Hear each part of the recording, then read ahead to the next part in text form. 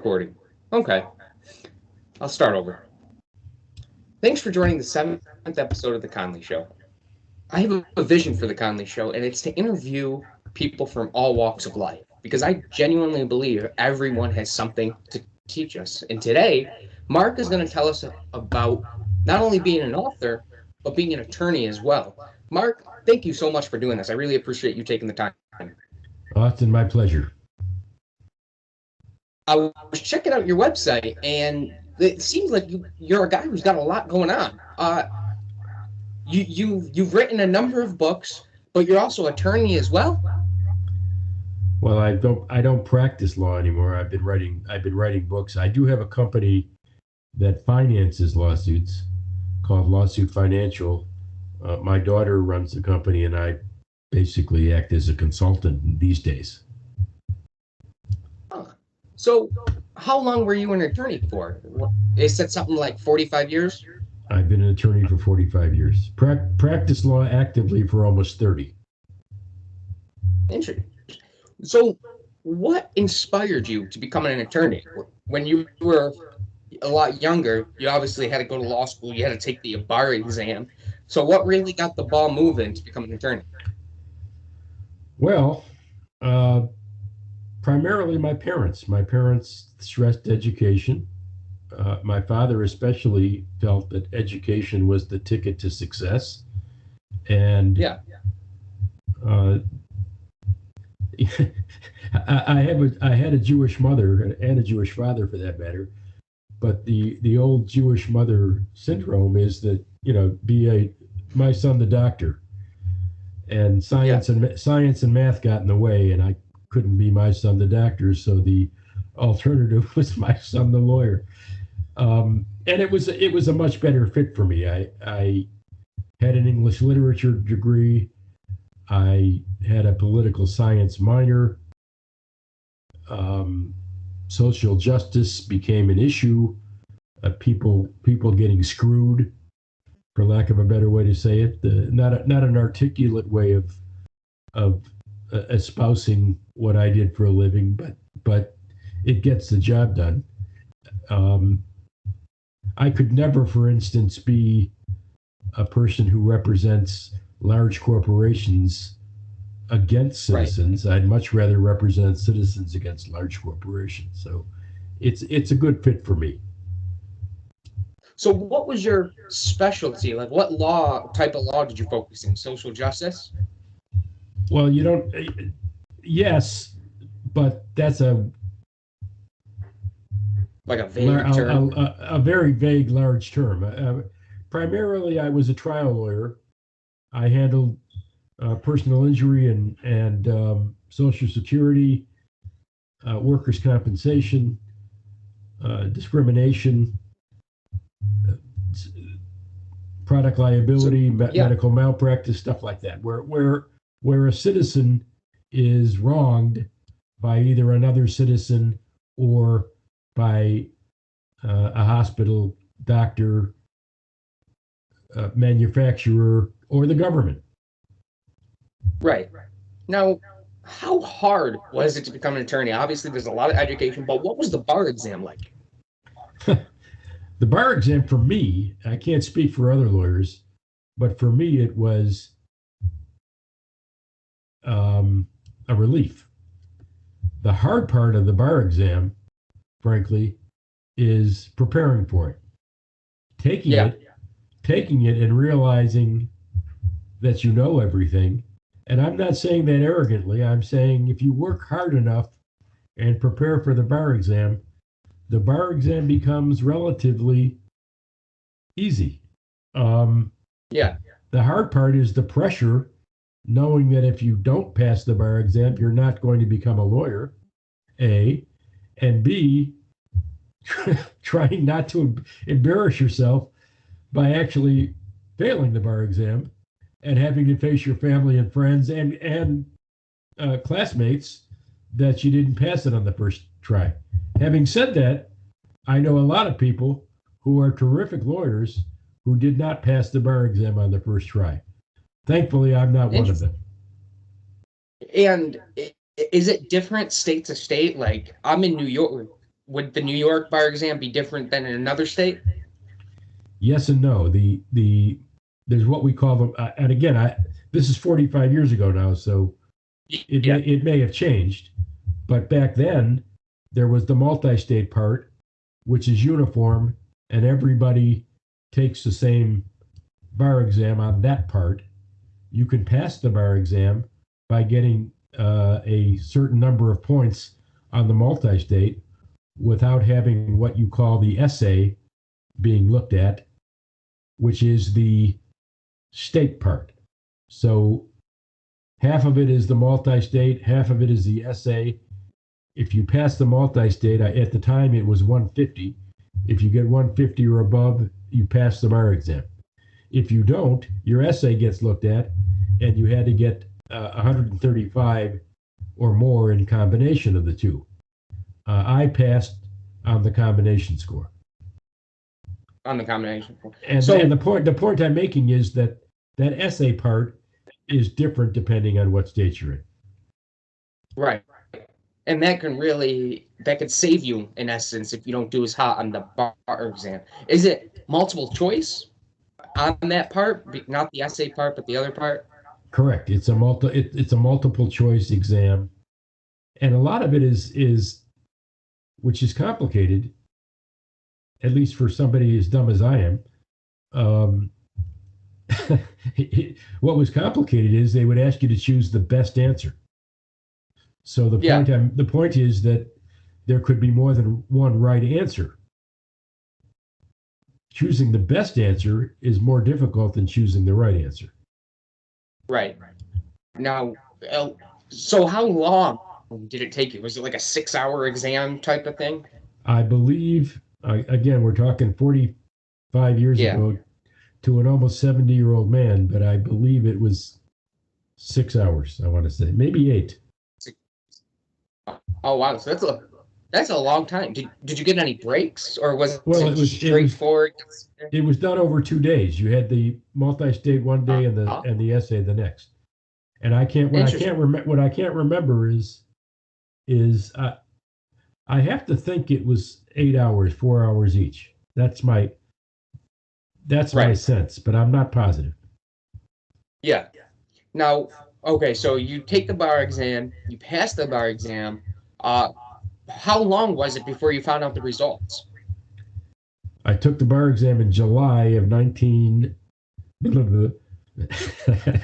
and passed it in October. Got my results in October.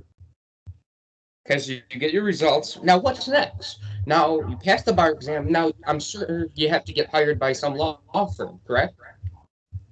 Well, again, it's different for different people, and I'll explain. Yeah. I went to a law school that was not Ivy League. They didn't train silk stocking lawyers. One of the reasons, I guess, I did not seek employment in the corporate world was I didn't go to a law school where the corporate world seeks recruits, but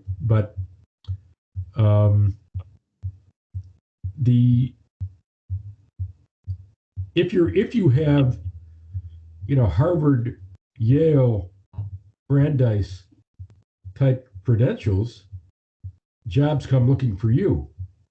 I was not one of those people. Yeah. No, I was not one of those people, unfortunately. So yes, you're right. What you basically do is pound the pavement and go looking for a job, which is what I did. Yeah. So you get hired by a law firm. Now, when you do get hired by a law firm, are you a part of the defending side, or are you part of the prosecution side? Probably the defending side, correct? That depends on who hires you. If you're asking me what my experience was, I was not a criminal lawyer. I was a civil lawyer. Right.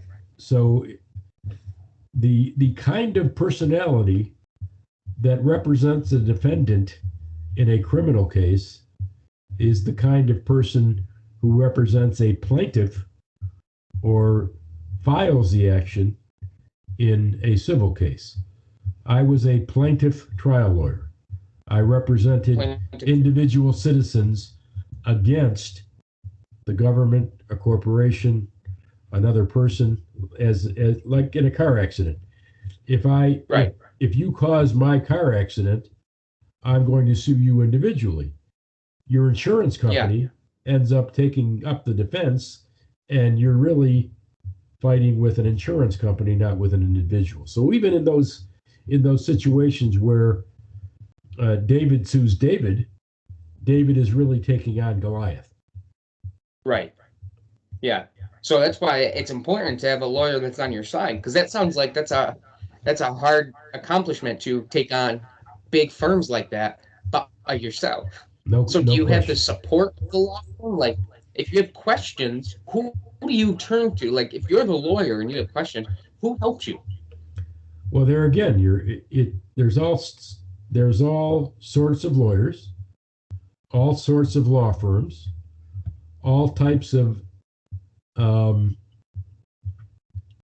what's the word I'm looking for? Resources available. Some have more than others. The best way to handle any piece of litigation is to have a solid, talented support staff. Sometimes you have that, sometimes you don't. Sometimes it really is a David versus Goliath undertaking, and you're on your own, facing a large corporate. My first book, for instance, which was written by from a personal experience, tells the story of a down and out, teetering on alcoholism lawyer who gets a phone call from an old client and uses that case to rejuvenate his career. He had no support staff. He had to go beg an investigator to help him handle the case. It's an interesting story, kind of a rags to riches type story. And those kinds of things do exist out there in the real world. It isn't me. I got a job. I worked for a law firm for a while. I hung my own shingle after 4 or 5 years, and I had limited resources, but I was never teetering on alcoholic, down and out, broke personal injury lawyer. So you've talked about social justice a little bit. What is exactly social justice? What is that? Well, for me, it's if you take a issue or a person or a group of people, and that issue is an important societal issue, that person or group is oppressed, the concept of social justice is to achieve some measure of justice or success in litigation to end or limit or reduce the amount of injustice and inequality in that particular group. So a good example of that is what's going on right now in the policing versus the Black community issue, another topic that I've written a book about. The Me Too movement is another example where the powerless, the employee, the female employee, takes on the powerful, some very powerful employer who can do what he wants because the employee has very little power in that relationship. So those are examples of social injustice, which the social justice movement is trying to rectify. Yeah.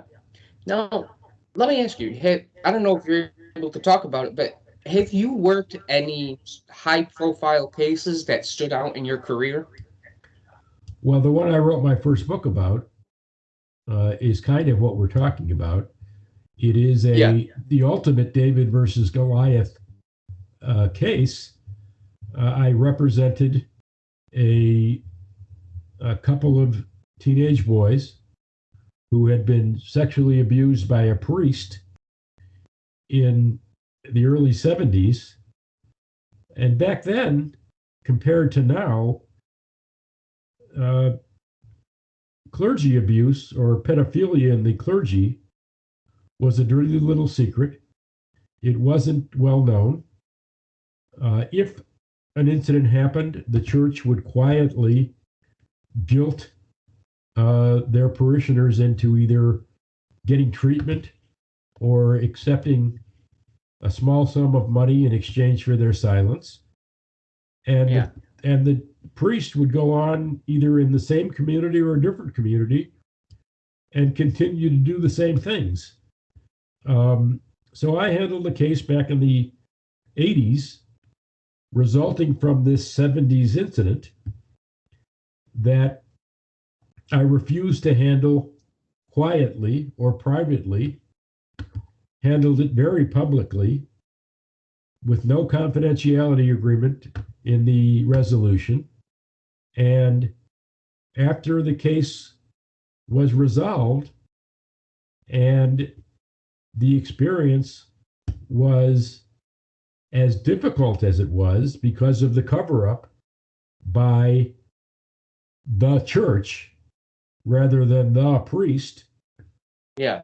I always promised myself I'd write a book about the experience.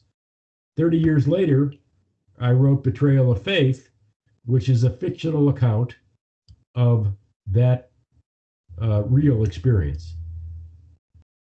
So I was on your website, and we're going to talk a little bit about your books now. You have a book being released October 11th, Betrayal at the Border. Is that right? What's that about?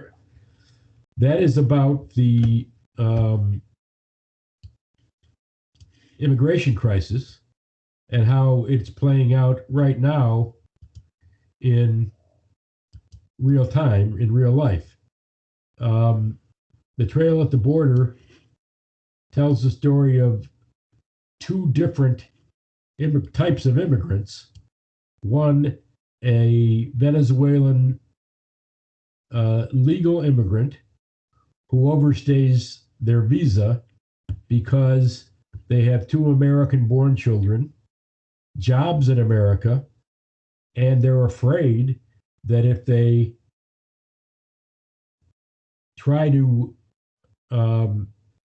reinstate their visa, the government's going to deny them and deport them.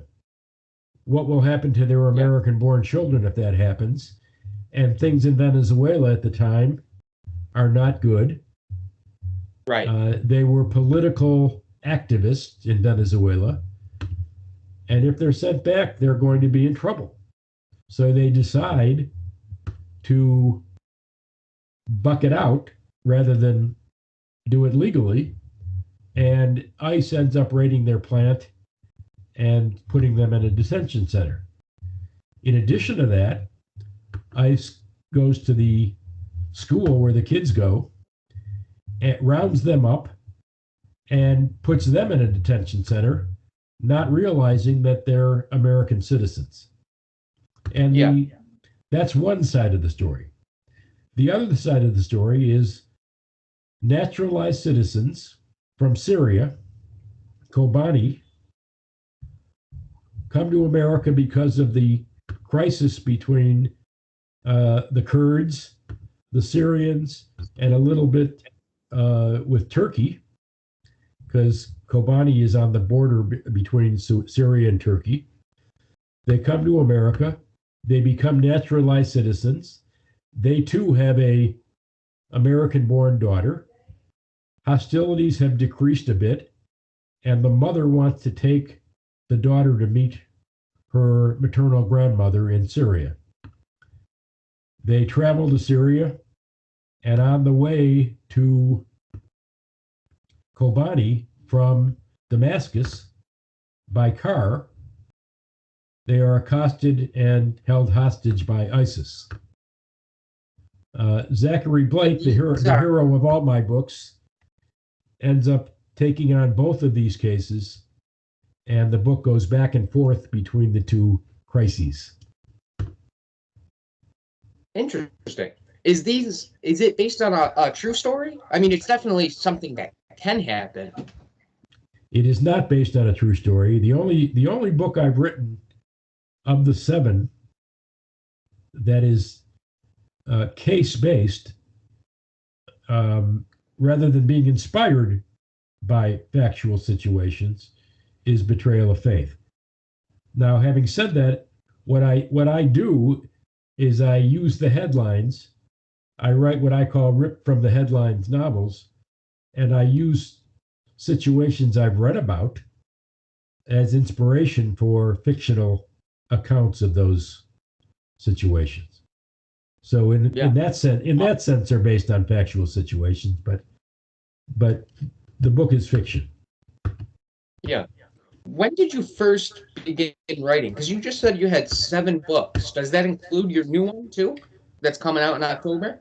Betrayal at the Border is my 7th Zachary Blake social justice legal thriller. I started writing Betrayal of Faith before I ended my legal career. I'd pick it up, I'd put it down, I'd pick it up, I'd put it down. Yeah. Finally, when I decided to stop practicing law full time, I picked it up, finished it, and wrote it essentially in 2016. So you could say that my writing career picked up at around 2015, 2016. And that's when your first published book came out? 2016 was the first Betrayal of Faith came out, yes. Talk a little bit about what's the process of, because I do writing myself. Kind of like you said, I pick it up, I put it down. 1 week I might write a couple chapters, and then 2 weeks go by before I start writing again. What is the process of getting your book published? Do you have to pay a publishing company, or how does that work? Well, first of all, I didn't think that was going to be the question you asked me. I thought you were going to ask me what my writing process was, because I'm very much like you. If I don't have inspiration, if the juices aren't flowing, it becomes a hit and miss process. And sometimes you can write a lot, sometimes you can write a little. I have friends in the writing industry that swear by writing a little bit every morning or every day. I'm not one of those. I'm very much like you. If the juices are flowing, I write. If the juices aren't flowing, I put it down. I write in spurts. I sometimes when I'm really inspired. I'll give you an example. I mentioned that Betrayal of Faith was written over a long period of time, and it was. It took me years to refine, and finish that book. Betrayal of Justice, my second book, which was based or inspired by the 2016 election, I wrote in 4 months. So it just depends on the topic and how the juices flow. Betrayal at the Border is somewhere in the middle. The immigration crisis troubles me. America's response to the immigration issue troubles me. You and I are children of immigrants. Whether you're a lot younger than me, you're a grandchildren or a great grandchildren of an immigrant. I'm a grandchild of an immigrant, even at my age. My parents were born here. But I just keep thinking to myself, what if my grandparents, when they came to America, were treated the way Muslims are being treated today? What if my grandparents were being treated the way Hispanics are being treated today? So I'm very troubled by this. They're bringing crime, they're bringing drugs nonsense, or that every Muslim is a terrorist. Right.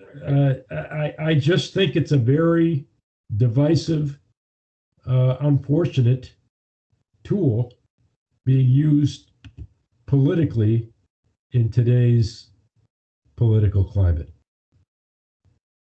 Yeah, that's definitely good inspiration to help you write. What inspires you to write most? Like, are there days where you see headlines in the news and you're like, I'm gonna write about that? Or what is your process like? Every couple of days you sit down and write in spurts, you said? I don't write every couple of days. I do write in spurts. If I have a topic, and right now I don't, by the way, I don't have a follow-up book yet for Betrayal at the Border. The answer to your question, though, is yes. Something happens in the news. I'll give you a great example. Right now, what's going through my mind is this Texas law that blatantly unconstitutionally says to a woman that before you ever contemplate the painful decision to have an abortion, we're going to prevent you from doing so. 6 weeks.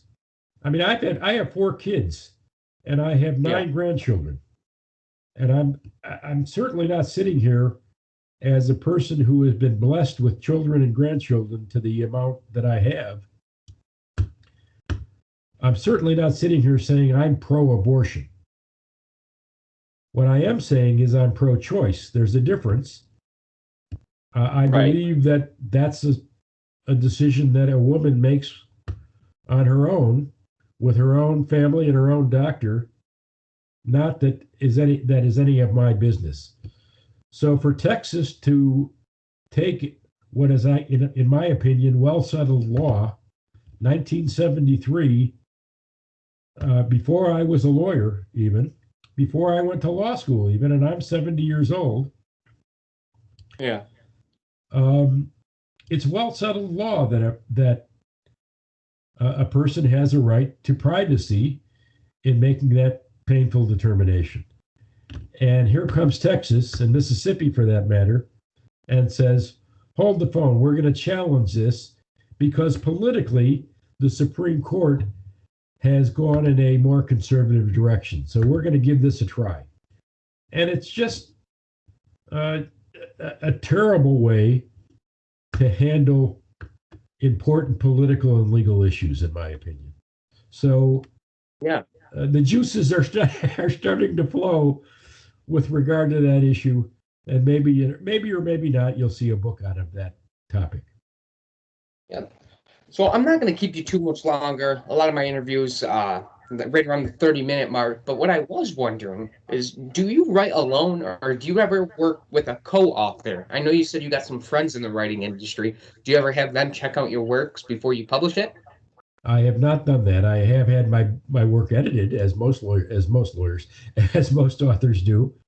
I have an assistant who adds valuable input, but she's not a writer. She's much more of a editor, an internal editor, than she is a writer. But she does great work, and she helps my books. She helps make my books better. Yeah.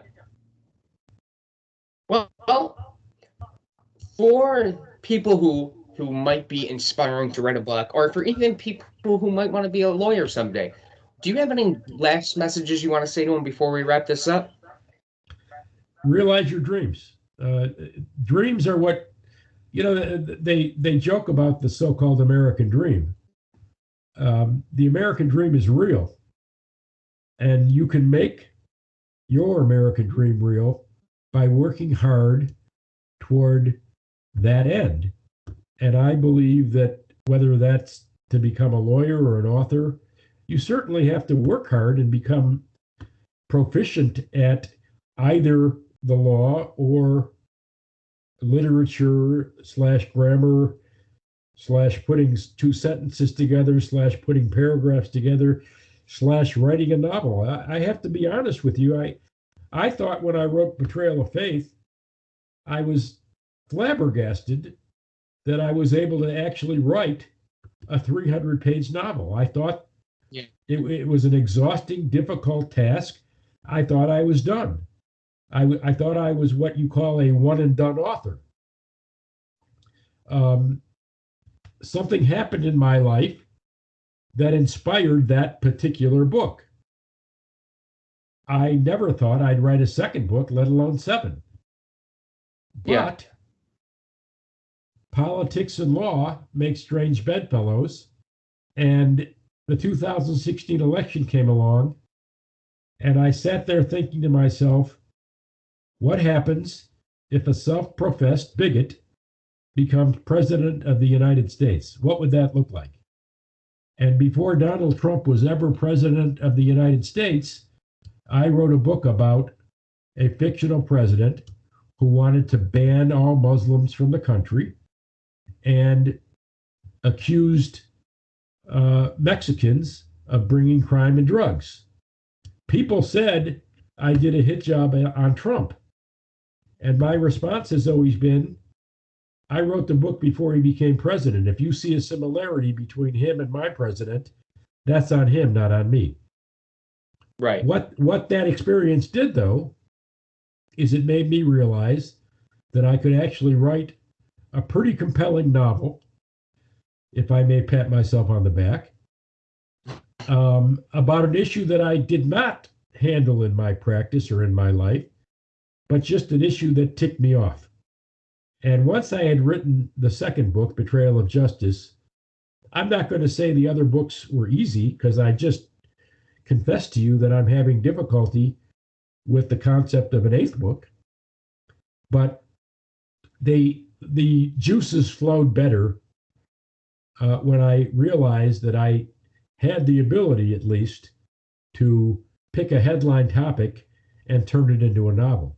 The people I really admire, and I don't want to talk too much, and I know you have to go, but the people I really admire are people like George R.R. Martin, who invent a completely fictional world and write 1,000-page books about it. I mean, that stuff's incredible. The Harry Potters of the world. That's a whole different stratosphere of author capabilities. Let me ask this. Have you, from your books, not if you were, pretend for a second you weren't an attorney, were you able to make a living just from writing alone? Well, so far it's been a very expensive hobby. So some days people will start buying my books, I hope, and I could make a living at it. Right now, I can't.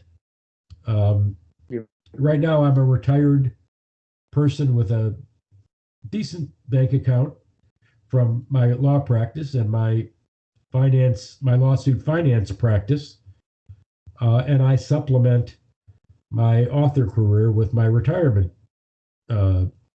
assets. Yeah. I also get Social Security, but no, I could not sustain a living on my author career at the moment.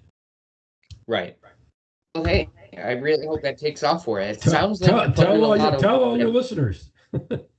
Yeah.